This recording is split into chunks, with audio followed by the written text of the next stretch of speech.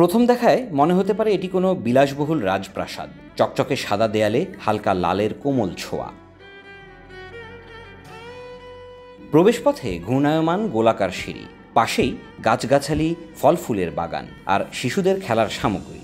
ভেতরে ঢুকলে চোখে পড়বে ঝাড়বাতি, ঝকঝকে ড্রয়িং রুম ও নরম কার্পেটের সাজঘর। কিন্তু সত্যটা জানলে বিস্মিত হবেন আপনিও, কারণ এটি কোনো রাজপ্রাসাদ নয়, এটি একটি মসজিদ।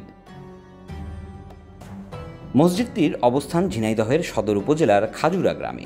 এটি নির্মাণ করেছেন খাজুরা গ্রামের রবিউল ইসলাম নামে এক প্রকৌশলী। তার তত্ত্বাবধানে প্রায় 5 কোটি টাকা ব্যয়ে তৈরি করা হয়েছে 5 তলার এই স্থাপনাটি, যার নাম রাখা হয়েছে বাইতুল মামুর জামে মসজিদ। এই জমিটা হলে রবিউল ইসলাম কিনে এলাকায় মসজিদ আর মাদ্রাসা করে দিল।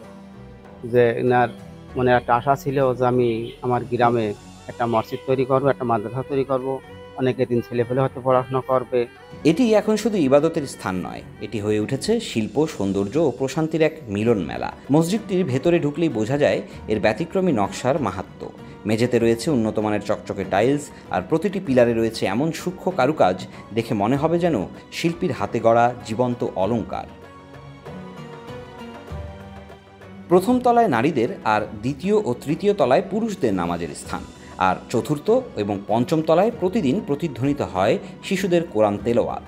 শতাধিক শিক্ষার্থী কয়েক শিফটে এখানে কোরআন শিক্ষা গ্রহণ করে। নিচের তলায় মহিলা জামাত হয়, দোতলায় হচ্ছে গিয়ে পুরুষদের জামাত, আর 3 তলা, 4 তলা, 5 তলায় হচ্ছে মাদ্রাসা।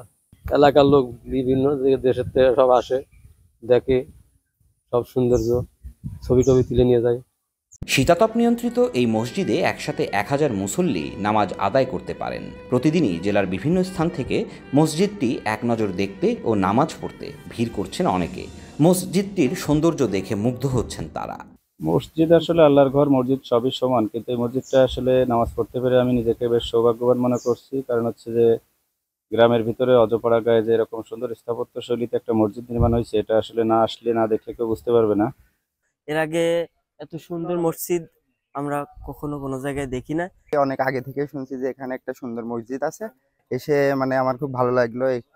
এখান থেকে কয়েকটা ছবি তুললাম, অনেক সুন্দর জায়গাটা। News desk, Dhaka express.